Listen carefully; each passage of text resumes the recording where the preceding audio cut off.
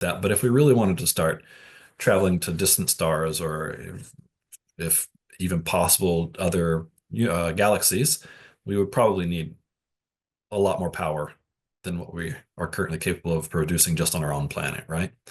So yes, you would probably have to kind of just strip some planets. Like if you have some planets that are out there and just doing nothing except going around the star, and it's not useful to anyone, so you might as well just mine it and send it in to make your own little artificial satellites, right? Going around this star, harvesting power, sending it to a central location, and using it to make whatever fuel or energy source you need to move around. Why not?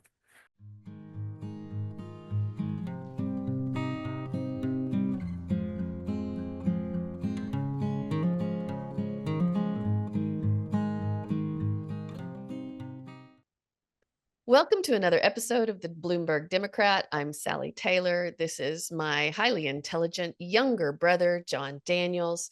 And today we thought we would talk about some new science concepts. I'll call them concepts at the moment, coming to the forefront. And we've already had a very short discussion on the one we're going to bring up today. And basically, it confuses me. So, Yeah. John, you've brought Mm. up this concept of something called a Dyson swarm, Yeah. or what's the other word Dyson if it's not sphere. or a Dyson sphere. Yeah. Describe to us what this concept is and what its benefits might be. Okay, so the idea of a Dyson sphere or a swarm is to encircle a star with solar panels in order to capture as much of the solar energy as possible, because of your ever increasing needs, power needs for your civilization as you develop more and more. And so a sphere would be to completely kind of encase your a star, possibly your star. As you earlier mentioned, it would probably be better off to do this in a system outside of your home system. And I agree Right. that would definitely, it would be less risky. Uh, at least if you're not already spread out, right? Right. Yeah. But maybe people that would try to attempt this, they might already be in a few different systems. Suddenly the Solar word sounds, systems. yes, suddenly the Yeah. word sounds a little strange to me. Okay. So, so yes, so the idea is if you completely encase it, you're going to capture as close to 100% of the power as you can. Whereas with a swarm, it's just kind of things that are flying around loosely knit, or just disconnected. Again, capturing as much as you can, but not blocking out all of the lights, not completely Right. enveloping the star. And so this has been something that has been hypothesized that could happen if a civilization is advanced enough that their power needs have grown to the point where they want to travel the stars or whatever. They need a lot of power to do this. And so this is one way that they could harness their star's power, is by using some type of a sphere or a swarm. And so I guess the benefits would just be basically you have unlimited power. As long as your star is still burning, then you're getting electricity, not necessarily for free because you're having to build this thing and maintain it, which would be amazing. But at that point, you're probably using, robotic drones of some sort, AI, to just kind of automatically do this stuff. And there's actually a lot of really interesting video games, that explore this concept where you go and build swarms around stars and things, and it's quite fun. And there's a lot of automation So involved. this idea has actually been around for long enough for it to end up in video games then. Oh yes, yes, yes. So the physicist Freeman Dyson, he I think first came up with the idea in the 60s. So they've been thinking about it, kicking it around for quite a while now. And we're still very, very, very far away from any of Yeah. this. I mean, We haven't even made it to Mars yet. yeah, yeah. We still need to like just get some solar panels in space around Earth orbit, just so we can kind of beam you know, higher power down to us. Um, but that's Well, and that's what essentially what's involved is beaming the power to a central location. Okay, so that's what I was going to ask you is then how do you transfer that from the Right. panels that have collected the energy to whatever sources you're going to actually Yeah. utilize? Some sort of high energy electromagnetism, laser light or microwave or something like that, I guess. I mean, it's still And hypothetical, so whatever. yeah, Maybe it'll be I have to quantum, who admit, knows? oh, well, quantum might make sense. Yeah. I have so many questions around this that I don't know if my brain can think about this in a way that makes it at all plausible. And I know that you've thought about it a lot more than I have.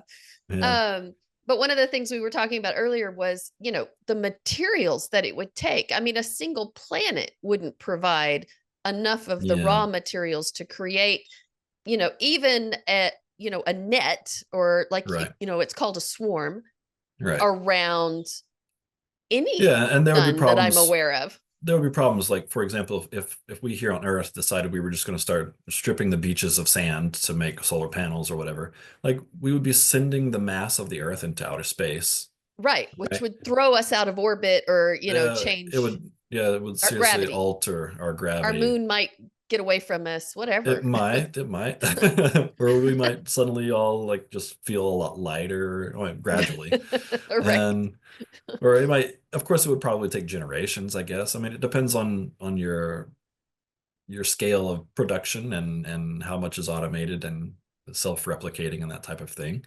But but yeah, it would be really hard to do everything from one planet for sure, unless it's a very minor swarm, like just a little ring or something. Um, but yeah, like we're typically talking very large distances here, Right. right? We're going to Like have to already be a star-faring people. basically, yes, yes. And or at least approaching it, right? And needing that power so we can really do it. Nearby stars, a couple of light years away or a dozen light years away, probably we can get by without having Dyson sphere or Dyson swarm or something like that. But if we really wanted to start traveling to distant stars or if even possible other galaxies, we would probably need a lot more power than what we are currently capable of producing just on our own planet, right? So yes, you would probably have to kind of just strip some planets, like if you have some planets that are out there and just doing nothing except going around the star, and it's not useful to anyone, so you might as well just mine it and send it in to make your own little artificial satellites, right? Going around this star, harvesting power, sending it to a central location and using it to make whatever fuel or energy source you need to move around. Why not? I mean, The when you have environmentalist in me is just kind of cringing a little. And okay, so okay, my I understand environmentalism that. is moving out into the universe with this Yes, topic. yes. And so the really interesting thing though, I enjoy thinking about this a lot because once you get to like galactic scales or cosmological scales, we're talking about infinity. There are infinite stars, infinite planets. I mean, if it is finite, it's essentially infinite, but it seems to keep growing and they keep being produced. And so we're talking infinity here. And so when you have infinity of something, you're not going to run out of it, right? And so the value of individual things becomes much, much less, right? Um, Something being close to you is only more valuable in that it costs less energy to reach. Get there. Yeah. Right. So, and then you can really kind of take this to the extreme, like so that at that point, if there's infinite, planets, there's probably infinite life. And if there's infinite life, is life worth anything? Right? So even if there's an, Well, and so this is kind of like that's a nihilistic viewpoint, though, John. yes, yes it is. But when you consider what was it? The Traveler's Guide to the Universe or something like that. Yes. Mhm. And so basically they want to just destroy Earth because they want to build an intergalactic highway, superhighway or Right, whatever. And we're just in the way. And they don't right, care that we're here, right? I mean, they're right. also beings, intelligent beings, but we're not even a blip on the radar to them, Yeah, well, right? we're more like ants in this Yeah, case. The exactly. dolphins are valuable, but the people are not Yes, so much. right. And so this is kind of something that you need to consider when you're going out into space. Like, is this actually something that's worth saving? And probably it's not, right? I don't know. I mean, it's possible that, so is this, a star with no planets on it?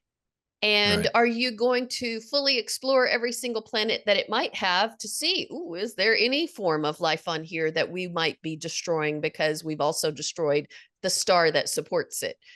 I right. mean, I don't know.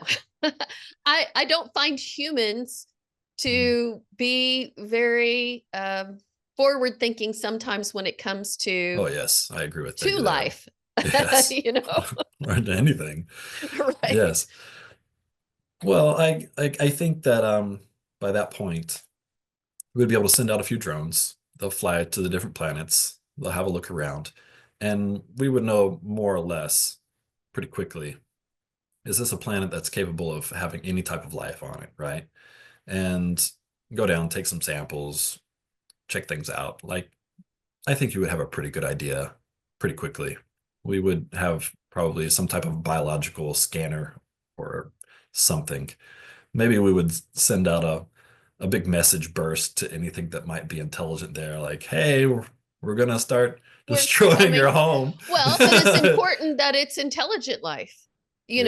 Well, because but it's not, is it? I would say that if there is non-intelligent life, it's capable of evolving into intelligent life, right, right? I would So yeah, agree. Yeah. it's not important that it be intelligent. Um, but then again, it's infinite. And so if we blow up some bacteria, really, who cares? Right? It's not a big deal. They're not gonna they're not gonna come back and say, "Hey, you blew up my house." Right? It's I just don't some know. bacteria. But And if there's more what if that, bacteria on other planets, then really, who cares? I mean, there's a lot of life that I'm sure I have destroyed on our planet unknowingly, unwittingly. And I Yeah, certainly am a meat eater. It's not that yeah, I'm not trying to be hypocritical about this right, situation. right. It's not like I'm vegan and really trying to protect everything. But even then, being Yeah. vegan, you're still eating living plants, right? Yes, So exactly. you Yes. have to decide, where is that line for you? Yeah. And And you're but making good arguments. we are actively trying to destroy bacterial and viral life on our planet, right? Because Right. it harms us. Some of it And does, but some of it's yes, also critical for our survival. and we try not to destroy those, right? But the ones that are harmful, we're not like we should preserve them and give them a sanctuary. No, right? We want to Well, I get rid of them. again, I'm going to claim that humans are short-sighted, though. Sometimes we find things that we think are harmful that then turn Mm. out to be medicine, you know? Yes, yes, yes. Well, hey, we could always freeze a little some for later. And then if we realize that, hey, this may be actually useful or beneficial or could possibly become something great, we could always just Bring it back make more from of it. the Yeah. what And cryosphere or whatever we at put it this in. point, we may not even need a physical sample if we just map out what it is sufficiently, and then we just recreate it, right? Yeah. Well, if we get to the point that we're doing this with stars, I think that's very likely that we will already have Yes. achieved that as well. Yes. I think so as Uh, well. Yeah. but they're really good thought experiments. I Hmm. definitely think it's not something you would want to do within your own solar system. I Yes, don't I even think agree with you you on would that. It's want, probably yeah, that's I probably don't even think best. you would want your materials from your solar system, Yeah. because that changes the gravity within that entire system, Yes, it would. It would. And so the push and the pull of even things like Jupiter. I mean, granted, it's a gas giant. It's like not likely we would be trying to pull solid materials from Jupiter, but Right, right. even a planet as massive as Jupiter, if you take away that mass, it does impact gravity on our own planet Yes, it and the would. push and pull of our own solar system. Yes, even Pluto out there would Right, affect us. right. Yeah, we were going to start mining probably the asteroid belt between around Mars. I believe Yeah, it's on the outside of Mars, right? But yeah. and um Which, and of we're going course, to be they think shifting, used to be which used to be a planet, probably, or that it's planet asteroid belt. forming, or yeah, it could Uh, be a lot of m- different things. It could be More likely an one that blew aborted apart. planet. Yeah, it's possible. Yeah. And so we're going to start shifting this mass around, whether it's a good idea or not. We're going to start doing it. And yeah, things are going to probably change, but will it be anything we'll notice? Maybe not. Uh, we'll know when it happens. Yes. Well, our sun is still our greatest gravity well in our solar Yes, system, right? yes, by So far. yeah, I don't know that we'll notice it very much if we're moving a little nickel here and there, a little iron, that type of thing. It'll probably be all right. Well, But and then the question is, obviously we're going to have to work that material out in space as well. Because if yes, we brought that much material to Earth, we're again going to shift right. our own gravity. Exactly. We'll be increasing our mass, increasing our gravity. We'll all get shorter. And yeah. Yeah. Yeah. So So, it's the idea is basically when once you're have space-based habitation, infrastructure, or these types of things. Yeah. But so the interesting news that I read recently was that some people were thinking about like what effect would one of these have on our planet if we were to build one in our solar system, and and so if it's a sphere, for example, where we're completely closing in the star, then it would increase our temperatures by like 140 Kelvin, which is a whole lot.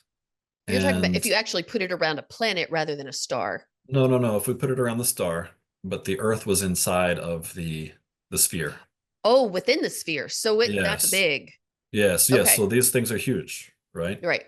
Yeah. I mean, the That star itself is huge. So these right. things are But very if you're big. also incorporating the space between the star and the planet, Right. that's Right. even exponentially larger. Right. Because we wouldn't want to completely block out all the light that Hmm. the star is giving to us because our Right. planet would die. Right. Right. So we would have to be able to receive that light still. And so yes, then our planet would heat up. Basically, we'd be building a greenhouse around our sun. And so that's not nice. It would be uninhabitable.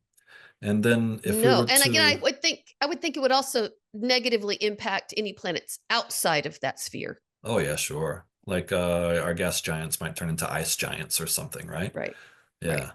And so then they kind of went a little bit further, and they how much would it heat up if we had a swarm? And again, swarms can be different sizes, and they can have different uh, revolutions around the star. So if it's going like a polar as opposed to along the solar disk, then that would block a lot less light, right? For us. Yes. For And us. so yeah. Yes. And so it depends on what type of a swarm and how big it is and that kind of thing. But what they had tested out would be that it would basically increase the temperature of our planet about what it is now with global warming, maybe 3 degrees or something like that. And that would be far more reasonable for us. Survivable. Yes, yes. But again, once you get to the point where you're building one of these, you might just be sending that energy to the planet and then have artificial lights. Why wouldn't you? I mean, you might have like some sort of a planetary defense shield at that point, which could then produce all of the light that you need. You would have ring worlds where you could just live in space in a ring that has natural habitats on it. I mean, there's so many things that could still be happening at the same time. Like this Dyson sphere would certainly not be happening in a vacuum, right? I mean, well, of course, Right. the vacuum of space, but not, That not in, vacuum. yes, not in a contextual vacuum. right? Right. So yeah, I don't know. I mean, this article itself is interesting, and it does make it seem like, okay, well, this is clearly something we have to be careful about. And as you said, it probably would be best to do it in a different system, not in our own. But but it's probably not going to be an issue once we get to the point where we are trying to develop one of these. And if there's any life out there that's developing one, they're definitely somebody to keep an eye on because they know what's up. They know how to they know how to do some stuff. And Right. Well, hopefully, if they're the type that are already spacefaring as well, I yes. think we're more likely to learn if there, if there's life out there, and I personally believe there's plenty of it, and Yeah. some of it far more intelligent than us. We've got some more things to learn. Oh I think this yes. is a really interesting concept. Yeah. I have a lot of concerns about the damage that it can do by Yeah. altering, whatever Yes.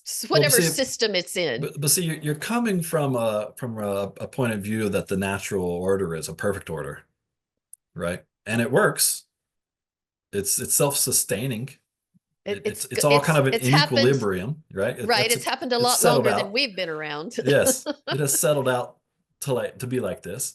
Um, but I think we could probably at that point engineer a better system. I think. Yeah. Yeah. Well, it's a great thought experiment. Yeah. It's interesting. It just gives me a little bit of the heebie-jeebies about the Yeah. damage that it could also create.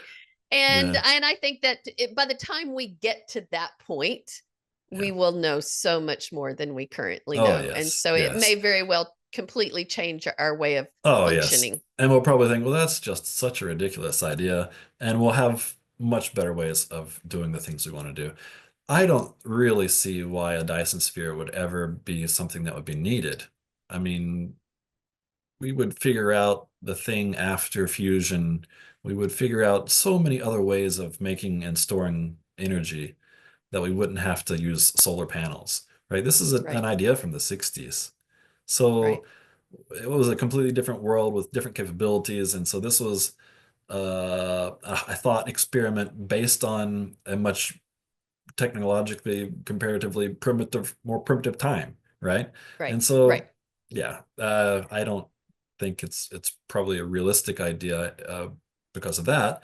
But this is something that we are considering looking for, right? I think there's Right. probably people looking for the signatures of Dyson spheres and Dyson swarms now as a way of Interesting. finding where there might be intelligent life, right? Yeah. And so maybe if it's a very, very minor type of swarm where it is just a one or two rings, that might be something that we might find, and that might be even something that we would consider building because Yeah.